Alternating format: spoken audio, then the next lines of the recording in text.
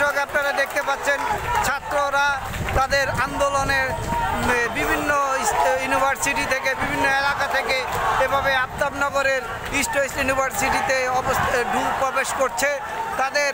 কোটা দাবি আন্দোলনের দাবি আদায়ের লক্ষ্যে এভাবেই ছাত্রছাত্রীরা শুধু অভিভাবক এবং বিভিন্ন পেশার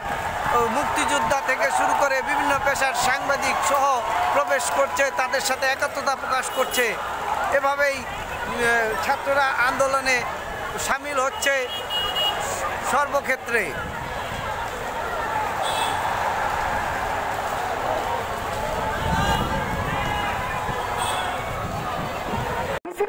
কোনো ছাত্র টাকা দিয়ে মিছিল আসে না তাদের আসে তাদের অধিকারে আসে এবং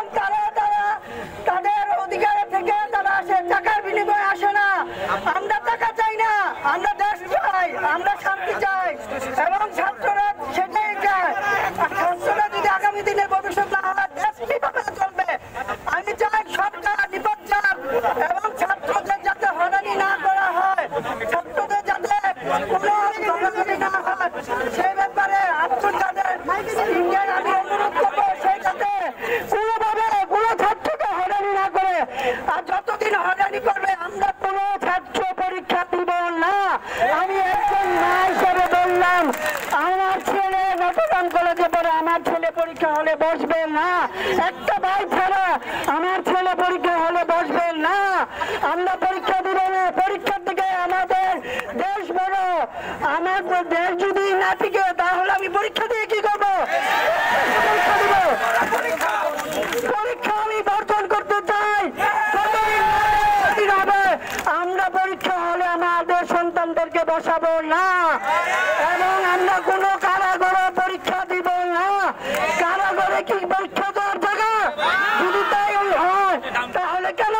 ছাত্ররা হলে যাবে কেন ছাত্ররা বিশ্ববিদ্যালয়ে যাবে তাহলে তো কারাগারে ক্লাস করতে পারে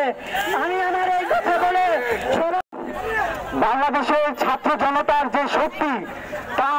সরকারের কাছে প্রমাণ করেছি বাংলাদেশের ছাত্ররা কোনো অন্যায় বৈষম্যের বিরুদ্ধে মাথা নোয়াবার নয় সেই ছাত্ররা কারো অহংকার কারো হুঙ্কার কারো ধমকি কারো থ্রেটে ভয় পায় না বাংলাদেশের ছাত্ররা স্বৈরাচার সরকারের চোখে আঙুল দিয়ে দেখিয়ে দিয়েছে রক্ত যখন দিয়েছি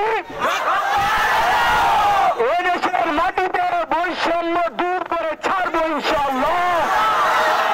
আপনারা ভয় পাবেন না আমাদের যে ভাইরা চলে গেছেন তাদের প্রতি আমরা কৃতজ্ঞতা জ্ঞাপন করছি বিনম্র শ্রদ্ধার সাথে স্মরণ করছি সেই সকল শহীদদের যাদের রক্তের